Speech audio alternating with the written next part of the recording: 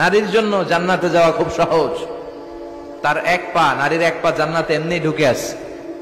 আর কিছু কাজ করলে, 4টা কাজ করলে বাকি পাটাও জান্নাতে ঢুকাই দিবে কে?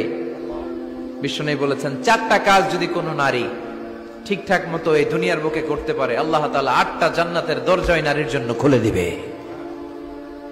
এক নম্বরে বিশ্বনবী বললেন, আল মারআতু ইযা সাল্লাত খামসাহা, কোন নারী যদি 5 ওয়াক্ত সালাত সময় মতো আদায় করে, ওয়া সামাত শাহরাহা, রমজানের রোজাগুলো ঠিকমতো রাখে, আতাআত বালাহা, স্বামীর আনুগত্য করে, ওয়া হাফিজাত ফুরুজাহা, নিজের লজ্জাস্থানের হেফাজত করে। 4টা, কয়টা? 5 ওয়াক্ত সালাত, রমাদানের রোজা, স্বামীর আনুগত্য। এখন এটা উঠে গেছে সমাজে। কে কার উপর ডমিনেটিং করবে এই নিয়ে গুতাগুতি আছে না নাই? কে বড় হবে, কে মশারি টাঙ্গাবে রাত্রে, কিলাকিলি আছে না নাই? হাজবেন্ড কে তুই টাঙ্গা, স্ত্রী কে আমনে টাঙ্গান, আছে না নাই? আনুগত্য নাই, ছোট্ট খাট্ট বিষয় নিয়ে কিলাকিলি। এজন্যই ফ্যামিলির মধ্যে শান্তি নাই। আমার বোনেরা, এই যে মহিলা সমাবেশে আসছেন, যাদের বিয়ে হয়েছে, হাজবেন্ড পেয়েছেন, এই হাজবেন্ড আপনার হীরার টুকরা, এটা আপনার জান্নাত। বিশ্বনবী বলেছেন, আল্লাহ ছাড়া কারো পায়ের সামনে যদি সিজদা দেওয়া জায়েজ হতো, সবগুলো নারীকে বলতাম স্বামীর পায়ে সিজদায় লুটিয়ে পড়ো। আল্লাহ ছাড়া যেহেতু কারোর সামনে সিজদা দেয়া যায় না, তাই আমি এটা বলি না। যদি জায়েজ হতো, সব নারীকে বলতাম স্বামীর পায়ে লুটিয়ে পড়ো, স্বামী তোমার জান্নাত। 5 ওয়াক্ত সালাত পড়বেন, রমাদানের রোজা রাখবেন, স্বামীর আনুগত্য করবেন, নিজের লজ্জাস্থানের হেফাজত করবেন, নিজের সতীত্ব, নিজের সম্মানের হেফাজত করবেন। এই 4টা কাজ যদি কোনো নারী দুনিয়ার বুকে করতে পারে, তার জন্য 8টা জান্নাতের দরজা খুলে দিবে কে? আল্লাহ। এজন্য বোনেরা, আপনাদের জন্য ইসলাম পালন করা সহজ। আপনারা হচ্ছেন অনেক বড় একটা ইনস্টিটিউশন, কারণ আপনার ছেলে মেয়েদের প্রথম শিক্ষা প্রতিষ্ঠান আপনি নিজেই, তাই না? যারা সিলেটের ছেলে পেরে, এরা সিলেটি ভাষা পারে কেমনে? এর মার কাছ থেকে শিখে। ঢাকায় পোলা পানিরা ঢাকায় কয় কেমতে? ঢাকার মায়ের কাছে শিখে।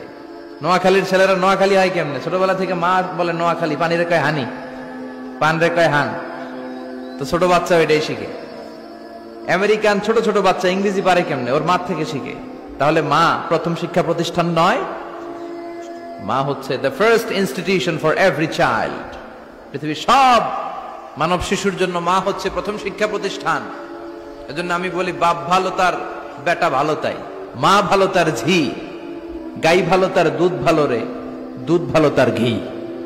বাপ যদি ভালো তো বেটা ভালো, মা ভালো তো ঝি ভালো, দুধ গাই ভালো তো দুধ ভালো, দুধ ভালো তো ঘি ভালো, তাই না? এই নারীদের পেট হচ্ছে খনি, তেলের খনি, গ্যাসের খনি, স্বর্ণের খনির চেয়ে আমি বলি এটা দামি খনি। এই নারী যদি হিজাব মেনটেন করে, কোরআন পড়ে, সুন্নাহ পড়ে, তাহলে এই নারীর পেট থেকে বড় বড় আল্লাহওয়ালা বেরোবে, দেশপ্রেমিক লোক বেরোবে, ভদ্র, সালেহ, শহীদ, নবী, সিদ্দিক এরা বেরিয়েছে, ঠিক কিনা? আর এই একই নারী যদি ইসলাম না মানে, স্বামীর আনুগত্য না করে, সালাত না পড়ে, কোরআন সুন্নাহ না মানে, তাহলে এই পেট থেকে বড় বড় ডাকাত, দুর্নীতিবাজ, দেশের সম্পদ যারা লুণ্ঠন করে, অন্যকে হত্যা করে, জুলুম নির্বিচারে করে, এরকম ডাকাত বেরোবে। এজন্য নারীরা সবচেয়ে বড় সম্পদ। বিশ্বনবী বলেছেন, দুনিয়া কুল্লুহা মাতা ওয়া খায়রু মাতা'আদ দুনিয়া আল মারআতুস সালিহা। এই দুনিয়ার সবকিছু হচ্ছে সম্পদ, আর এই সব সম্পদের মধ্যে সবচেয়ে দামি সম্পদ হচ্ছে নেককার নারীরা।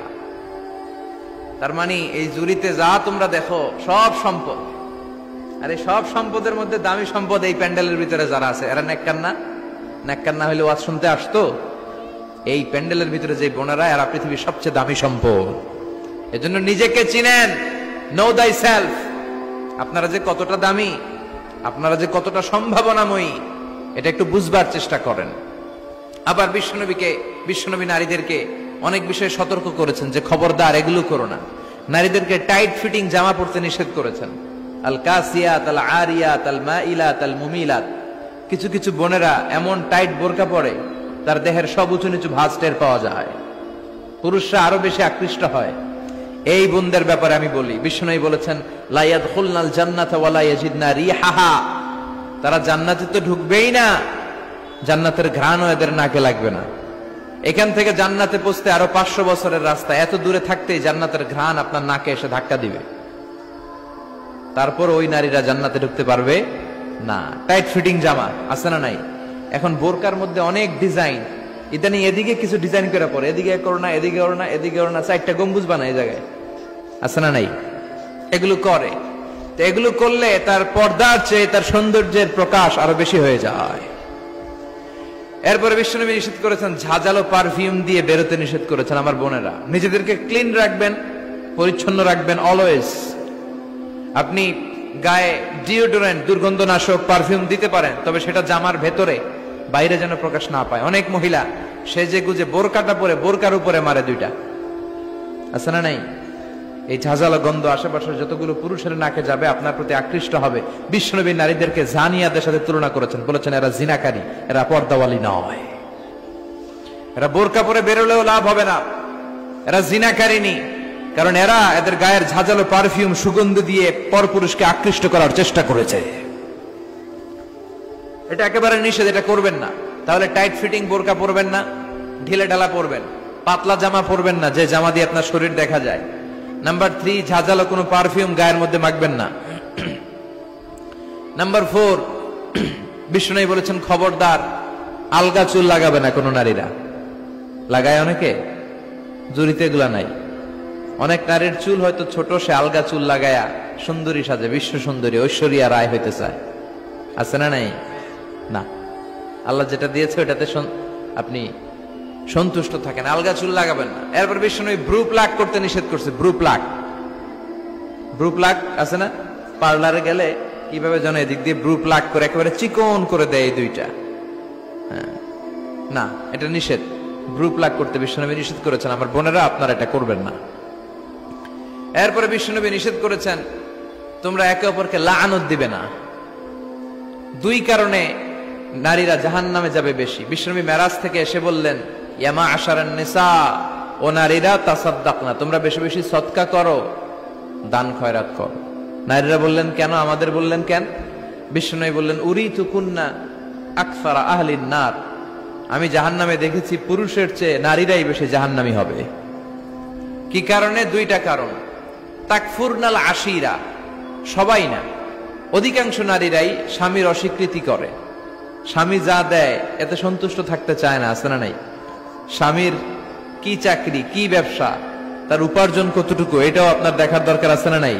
এখানেই তো আপনার সবরের বিষয়। জান্নাত তেমনি এমনি আসবে না বোন, আপনাকে সবর করতে হবে। স্বামীর নাশুকরি করবেন না। পাশের বাড়ির ভাবিরা তো এত মোটা নেকলেস কিনা দিছে, তুমি দাও না কেন? এদের ঘরে তো দামি সোফা সেট, আমার ঘরে নাই কেন? এদের তো এটা করে, এদের তো এটা দিছে হাজবেন্ড, আমারে দাও না কেন? এই যে নাশুকরি, এটা তাকে জাহান্নামী বানাবে। 2 নাম্বার, তুকসিরনা লা'না, তোমরা একে অপরের উপর লানত দাও। নারীরা রেগে গেলেই একজন আরেকজনের লানত দেয়, হেতুর উপরে আল্লাহর ঠেড়া হইতো, হেতুর উপরে আল্লাহর গজব হইতো, মানে তার উপর আল্লাহর গজব পড়ুক। এভাবে ঝগড়া লাগলে এক মহিলা আরেক মহিলাকে লানত দেয়। জুরির বোনেরা অবশ্য এগুলো দেয়টাই না, মাঝে মাঝে দে। আচ্ছা, তো এগুলো করা যাবে না, স্বামীর নাশুকরি করা যাবে না, এরপর লানত দেয়া যাবে না। এই যে বিশ্বনবী যেগুলো নিষেধ করলেন, এগুলো থেকে যদি আমরা বেঁচে থাকি, আর যে 4টা কাজের কথা বললেন, এগুলো যদি আমরা করি, তাহলে জান্নাতে যাওয়ার পথকে আমাদের জন্য সহজ করে দিবে কে? আমি সব সময় নারীদেরকে 6 জন নারীর জীবনী পড়তে বলি, আপনারাও পড়বেন, বাজার থেকে কিনবেন। আসিয়ার জীবনী, আসিয়া ইমরাতু ফেরাউন, ফেরাউনের বউয়ের নাম ফক্কা, নাম খিতা আসিয়া। এই আসিয়ার জীবনীটা প্রত্যেক নারীর জন্য পড়া ফরজ। কিভাবে তিনি ঈমান বাঁচিয়েছেন আপনি দেখবেন। এরপরে মারিয়ামের জীবনী পড়া ফরজ। মারিয়াম আলাইহিস সালাম কিভাবে তিনি ইবাদতে মশগুল ছিলেন, 2 জন গেল। 3 নাম্বার, বিশ্বনবীর প্রথম স্ত্রী খাদিজা আল কুবরা তাহেরা। পতি ভক্তি কারে বলে, স্বামী ভক্তি কাকে বলে, আপনি দেখতে পাবেন ওনার জীবনীতে। 4 নম্বরে, বিশ্বনবীর একমাত্র কুমারী স্ত্রী আয়েশা রাদিয়াল্লাহু তাআলা আনহা, কিভাবে জ্ঞানার্জন করতে হয় 2220টা হাদিস তিনি বর্ণনা করেছেন। নারীদের মধ্যে সবচেয়ে বেশি হাদিসের বর্ণনাকারী। ফ্যামিলির হাদিসগুলো বর্ণনার জন্য আল্লাহ তাআলা মা আয়েশাকে বিশ্বনবীর ঘরে ট্যাপ রেকর্ডার হিসেবে পাঠিয়েছিলেন। বিষ্ণুবী যা বলতেন সব মুখস্থ করে নারীদের কাছে ওয়াজ করে ছড়াইয়া দিত। কি নারী ছিল! মা আয়েশার জীবনী পড়তে হবে। সবশেষে বিশ্বনবীর কলিজার টুকরা নয়নের পুটলি ফাতেমাতুল আজ-জাহরা, ফাতেমাতুজ জাহরার জীবনী পড়তে হবে। তার জীবনী থেকে আপনি পাবেন কিভাবে পর্দা করতে হয়।